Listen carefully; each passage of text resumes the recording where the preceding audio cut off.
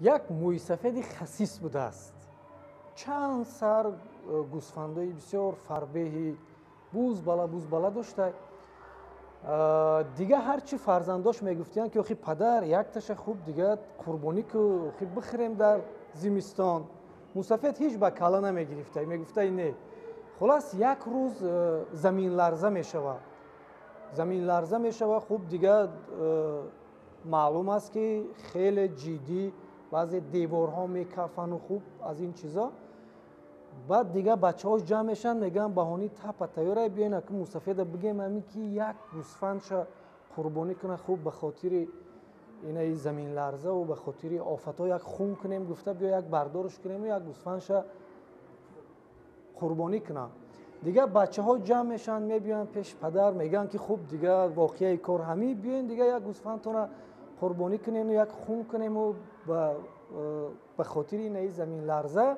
این موسفید دانای هم میگه که بچم این گوسفندای من برای 12 بلند شما برای 3-4 بال هیچ گوسفند ندید. 2 نفر در دستشون خوب دیگه جامدانای کلان، یعنی معلوم است که سفر دارند و سمت وای راه آهن دیگه دویده رفته استیان هر دوشون. اینش خلاص دویده استیانی امرش میگه آیسته‌تر راهی وایش میگه نه داو. خلاص دویده همون جامدانا را کشاله کده میبیان نزد همون بانویی که اونجا نشستگی. دویده میبیان میگه همین پویزد مسکو کی میره؟ که اونم میگه که پویزد مسکو الکی 10 دقیقه شد رفتنش. بعد طرف همراهش میگه دیدی اگر نمیدویدیم 15 دقیقه دیر میکردیم.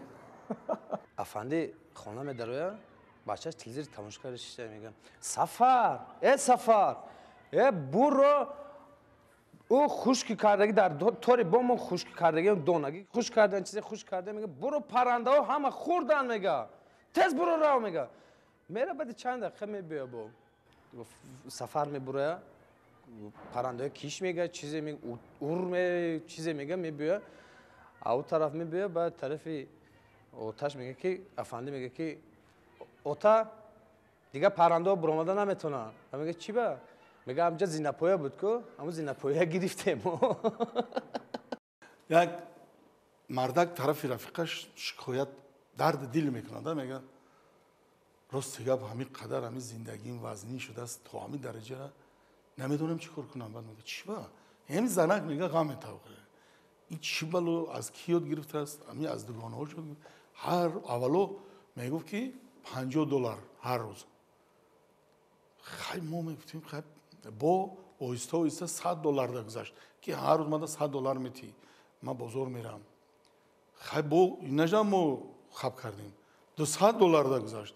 این حاضر فقط $500 گفته شب روز گوشام هم میبرد با خدا که روز نداریم از این چیکار کنم نمیدونم. بعد رفیقش میگه که بعد شما میتونم خیلی $500 رو همون چی دارد؟ نه ما ولی یگان بار دادگی نیست. میگه ما سالای جوان بودیم و یک همسایمون معلمی کلام بودن خیلی آدم آبرومند کم کم همین شرابی بودن. بچهش موقعی همون رفیق بود همسال بودیم. بعد کی پدرش که همین سرخوش می اومد و مست می اومد همه بجو میشدن میگریختن چون که میگرفت این دسترخوان هم خیلی میپرتافت همین جنگ میکرد حقارت میکرد. بعد این خانه باباشون همسایه‌گری داشته. بعد وقتی که از حد زیاد میگذرون میرفتن باباش هم میگفتن که بابا بیو که پدرمون خیلی همه را زده شکسته شده است. بعد یک تایق همین خیلی دراز مسافر میگیره و وقتی که میبیه پدر که میبیه و شور میگیره. خیلی بعد حقارت خیلی با چند وقت نمیدونم با یک وقت همین خیلی یکی روزها نوشیدن میاد دیگه همین دودوا یا هم چاینیکا و پیولو رو میشکنه حقارت ها چیز. بعد میگن که دوید باباتون گپ زنید. میروان که باباش نیست کدام کجای رفته است.